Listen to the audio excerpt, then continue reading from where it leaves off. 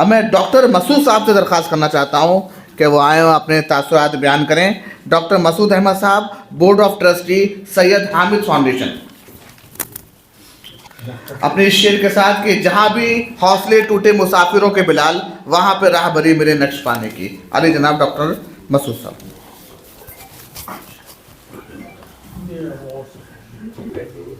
मुझे खुशी है कि अक़लियती काउंसिल ने इतनी अच्छी महफिल सजाई है और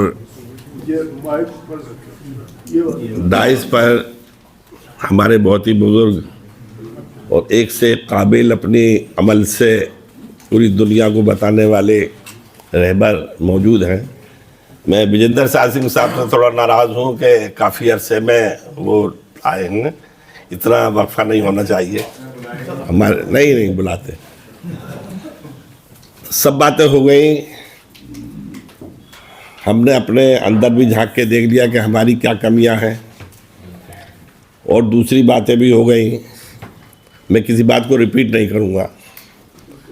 मैं इस वक्त अपने रहबर मरहूम सैयद हामिद साहब को याद करना चाहूँगा कि जिस वक्त उनके रफ़क़ा ने, जजेस हजरात ने, IAS ऑफिसरों ने उनको एक एहसास कराया कि बाबरी मस्जिद शहीद होने वाली है, तो उस वक्त उन्होंने उस बहुत ही गंभीर और ख़तरनाक वक्त से पहले उसकी तैयारी की कि कानपुर में एक मीटिंग बुलाई और उसमें तमाम हिंदुस्तान के, ख़ास तौर पे यूपी के हर ज़िले से जो 2-2, 3-3 नुमाइंदे जो खिदमत कर रहे थे, जो तंजीम वाले थे, उन्हें बुलाया और बुला के वहाँ पर ऑल इंडिया एजुकेशनल मूवमेंट जो कानपुर वाले चला रहे थे, उसके साथ में ही एक यूपी राब्ता कमेटी बनाई। और यूपी राब्ता कमेटी से शुरू में तो तालीमी कारवां निकला, इस्लाह माशरा कारवां निकला, सेहत हिफ़्ज़ान सेहत कारवां निकला। बाबरी मस्जिद शहीद होने से पहले ये सब कारवां निकलते रहे और लोगों से बातचीत होती रही कि भाई हम कोई परेशान ना हो, हम ज़्यादा कोई उधम न मचाएं और कॉन्स्टिट्यूशनल राइट्स जो हैं उसी राइट्स के अंदर अंदर हम अपनी हिफाजत करें और आगे बढ़ें। लेकिन जब बाबरी मस्जिद शहीद हो गई तो फिर पूरे हिंदुस्तान के अंदर मुसलमानों में एक मायूसी पैदा हो गई और लोग बहुत परेशान रहे। उस वक्त सरकार ने सैयद हामिद साहब से कहा कि एक सद्भावना शांति कारवां निकाला जाए, और उस सद्भावना शांति कारवां में सारे शंकराचार्य, जितने भी मज़ाहिब के जो रहनुमा थे, पॉप जैसे कि ईसाइयों में पॉप जॉन दयाल, जैसे कि क्या नाम है, ये जितने शंकराचार्य बड़े बड़े थे, और सिखों के महेंद्र सिंह साथी और बहुत से लोग थे, जैनियों के थे, सबके थे, और साथ में हमारे जो बड़े बड़े उलमा इकराम थे, और उसी के साथ में यूनिवर्सिटीज़ के वाइस चांसलर, जजेस, IAS ऑफिसर्स, रिटायर्ड, ये सब जो हैं, इन सब का एक 40 लोगों का कारवां लेके गवर्नमेंट की सरपरस्ती में सारे हिंदुस्तान में घूमा।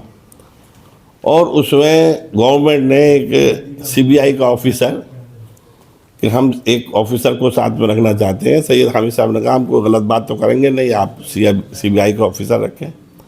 तो एक ऑफिसर हमारे साथ रहता था, उसकी वजह से हर इलाके में एक स्कॉट मिलती थी, साथ में पुलिस थी।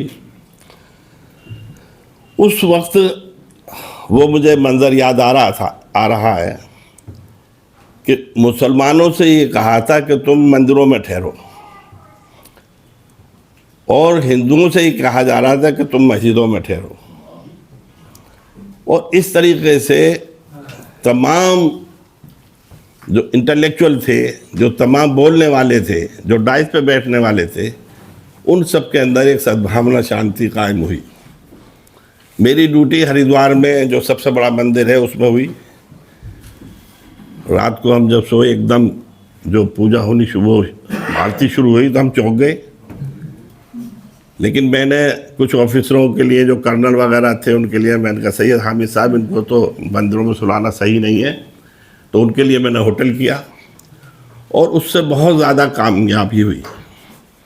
आज मैं आपसे इसी वजह से ये एक बात कहना चाह रहा हूँ कि जो भी हम में गलतियाँ हैं, हम ही की वजह से हैं। अगर आर्टिकल 341 अगर ख़त्म किया गया तो उसमें भी बेगम एजाज रसूल और तजम्मुल हुसैन जो मुसलमान थे, पटेल जी ने ईद जुमे वाले दिन उस मीटिंग में रिजर्वेशन के ऊपर बहस हो रही थी। अंबेडकर चाहते थे कि मुसलमान भी इसी तरीके से जो रिजर्वेशन ले, जिस तरीके से दलितों को और SC ST को दिया जा रहा है। लेकिन 2 आदमियों को तैयार कर दिया, अरे हम मुसलमान होके और हम जो है ऐसी चीज़ लेंगे, ये तो नंबर 2 का पैसा है, ये तो ज़कात है, खैरात है, हम नहीं लेंगे। इसी तरीके से उर्दू और हिंदी का कौन सी नेशनल लैंग्वेज होगी, तमाम वो चीज़ें हैं, उसमें हमारे ही भाइयों ने हमें रोका, हमारे पैरों में बेड़ियाँ डाली, और जैसे कि आजकल भी हो रहा है।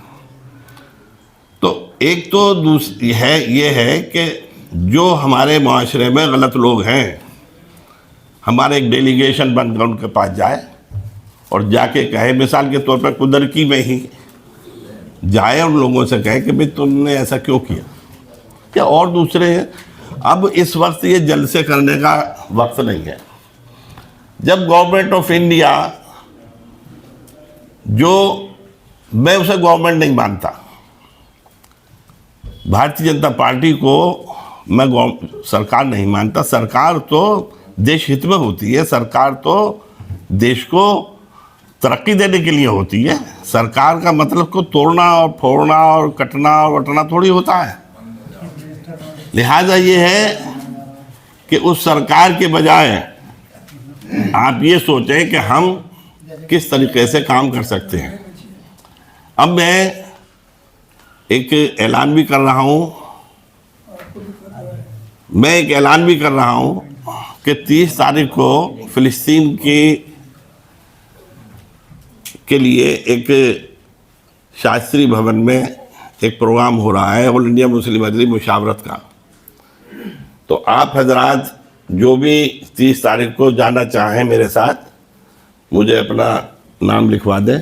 30 तारीख को सुबह जाएंगे और शाम को वापस आ जाएंगे। जो भी साहब जाना चाहें वो मुझे अपना नाम लिखवा दें। और जब तक हम बोलेंगे नहीं, उठेंगे नहीं, चलेंगे नहीं, जब तक जो है इसी तरीके से पिटते कुटते रहेंगे। और इसी उसमें अल्लामा इकबाल ने कहा है कि खुदा ने आज तक उस कौम की हालत नहीं बदली, न हो जिसको ख्याल आप अपनी हालत के बदलने का। शुक्रिया। बोलेंगे तो पिटेंगे, इसी तो नहीं बोल रहे। दोस्तों, डॉक्टर मसूद साहब में बयान कर रहे थे। नाज़रीन, अगर आप हमारे तहरीक पॉइंट चैनल पर नए हैं तो इसे सब्सक्राइब करें, शेयर करें और साथ ही अपनी कीमती मशवरों से हमें नवाजें।